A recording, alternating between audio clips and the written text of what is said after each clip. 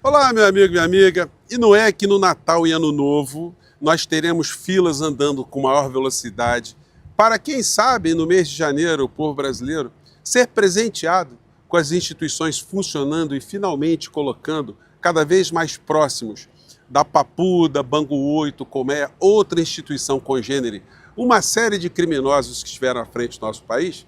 Pois bem, estamos de volta com o nosso Portal do José, hoje de uma forma itinerante, meio improvisada, porque eu não consegui retornar a tempo, no meu local onde eu bato um papo com vocês sempre. Mas, como temos assuntos muito importantes, deu para dar uma paradinha aqui para conversar com vocês e a gente manter algumas atualizações. Sobretudo porque as notícias são muito impactantes nesse tempo em que o Brasil está sofrendo um ataque descarado de uma extrema-direita financeira que está encastelada em alguns setores aqui no nosso país, sabotando a política econômica que está em curso aqui no Brasil e que atinge a todos nós e tira a tranquilidade de muitas pessoas. Bom, vou conversar com vocês sobre essas atualizações, mas antes de mais nada é sempre muito importante convidar você que está chegando agora no nosso portal, ainda não é inscrito, para que, em primeiro lugar, você conheça o nosso portal e se inscreva aqui conosco. Conheça também os nossos outros vídeos. Se você gostar, compartilhe, recomende. E nunca se esqueça de dar o seu precioso joinha, o seu comentário, se puder, venha também para o nosso clube de membros. Você que é muito bem-vindo e muito bem-vinda. Gente, eu já conversei com vocês no nosso encontro anterior sobre algumas situações que estão acontecendo aqui no Brasil, no plano da economia, que são absolutamente sem a menor razoabilidade. Não há dentro do campo da racionalidade alguém que consiga explicar por que o Brasil está sofrendo esse ataque especulativo do setor financeiro que não tem vergonha de assumir que é bolsonarista, ou seja, que são de extrema direita e que são contra as coisas que estão sendo feitas no nosso país. A taxa de juros do nosso país aumenta, na medida que ela aumenta, o mercado faz especulação, aumentando também o valor da moeda norte-americana, o que provoca novamente o Banco Central aumentar mais ainda a taxa de juros e que vai fazendo esse círculo vicioso para que no final da história nós tenhamos um país em recessão, um país atrofiado e com uma crise social que vai certamente criar problemas políticos para o governo que está aí. Bom, mas se a gente combater isso, esclarecer para a sociedade, se o governo vier de braços abertos, se o governo Lula, se o presidente da República vier conversar com a sociedade, trouxer a sociedade para essa luta, aí a gente pode conseguir dar uma barrada nesse processo todo que está acontecendo contra o nosso país, contra o nosso povo, contra a soberania do Brasil.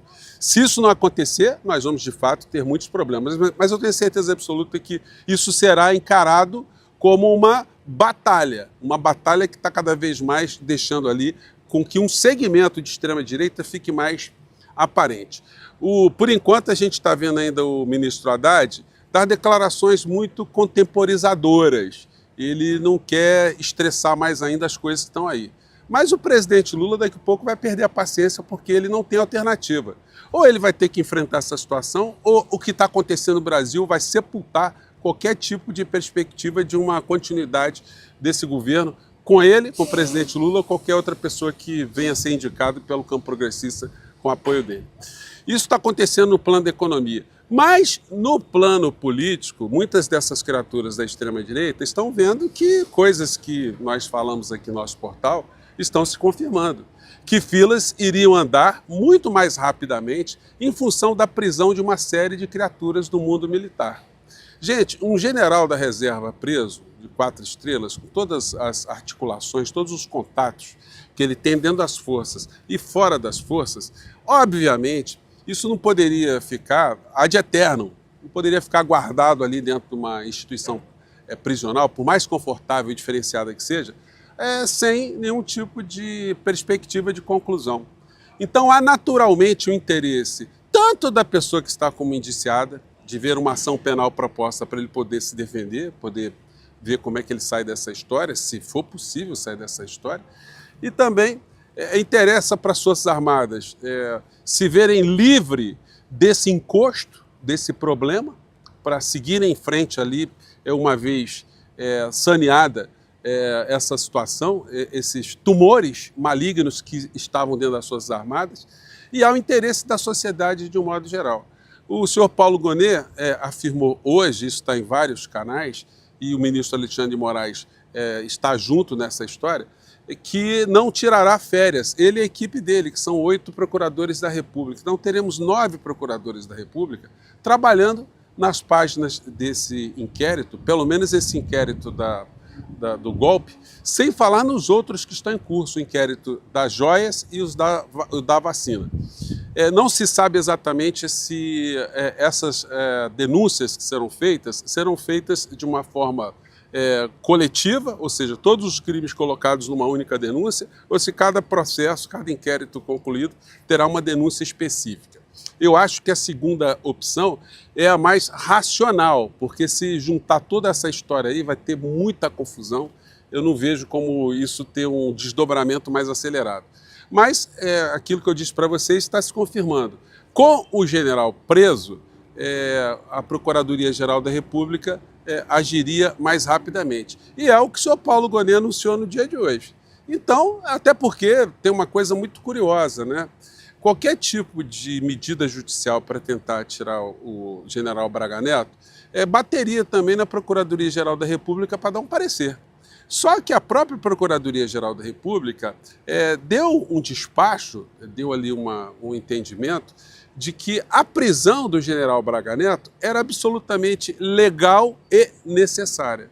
Então, um habeas corpus não cabe nesse momento, por mais que tenha gente da extrema-direita dizendo, olha, isso não pode, como a gente vê os malafaias da vida, o Bolsonaro falando isso, colocando seus juristas da terra plana para dizerem as mesmas coisas, como se o general Braga Neto tivesse sido preso apenas por alguma delação ou por fatos contidos numa delação. E não foi isso.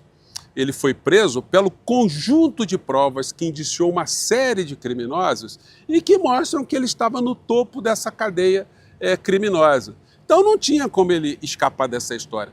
A delação do Mauro Cid é apenas mais um dos elementos. Então não tem nenhum tipo de conflito com a jurisprudência, com o entendimento do Supremo Tribunal Federal e nem aquilo que está no Código de Processo Penal, no Código Penal e na legislação de uma maneira geral.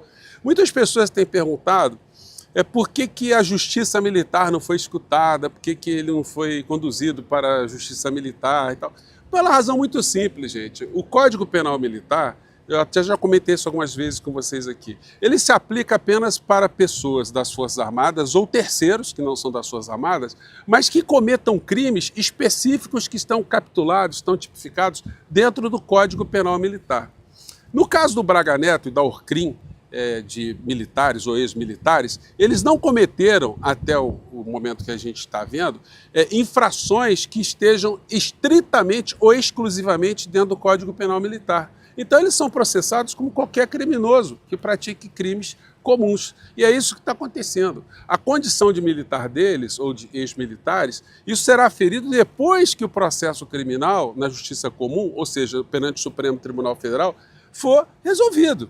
Se alguns crimes que forem capitulados ali, que forem entendidos como crimes militares, aparecerem, as peças vão ser extraídas e vão ser mandadas para a Justiça Penal Militar para tomar as providências que tem que tomar contra alguém que cometa crime dentro dessa estrutura.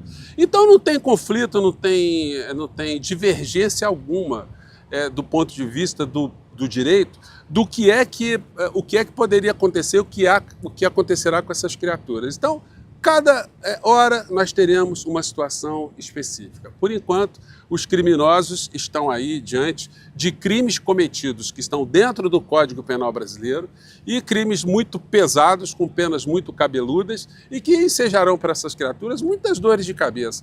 As responsabilizações dentro do Código Penal Militar, essas são as de menor importância quando elas forem colocadas ali. Mas para a gente o que fica de importante nesse momento é o fato de que a Procuradoria-Geral da República não tirará férias, não entrará em recesso no Natal e nem Ano Novo. E o ministro Alexandre de Moraes também não tirará férias, ou fará uso de recesso nesse Natal e Ano Novo. Então, como eu disse para vocês, o general Braga Neto e essa turma toda que está presa vão permanecer presos no Natal, Ano Novo, o mês de janeiro inteiro e vão ficar torcendo ali para a denúncia ser logo apresentada para eles saberem o que é que vai acontecer com o destino deles. Esperaram o contato está vindo e ao que tudo indica, não vai dar para escapar não. Agora, essa fila Tem uma pessoa que está lá na frente, né, dando sinalzinho, mas está tentando escapar para um lado e para o outro, que é a figura do inelegível. Esse não tem escapatória. A única escapatória dele é ele sair dessa vida para outra, que não é o que nós desejamos, né? Ou então acontecer um milagre de um meteoro cair no Brasil e acabar com todo mundo, ou simplesmente acontecer uma revolução aqui no nosso país. Como não tem nenhuma perspectiva de acontecer nenhuma dessas situações aí, então ele vai para a cadeia, como a gente sempre falou aqui no nosso portal. Eu fico por aqui, gente. Um grande abraço e a gente volta no nosso próximo encontro. Como eu disse para vocês, filas andariam e filas estão andando. Tchau!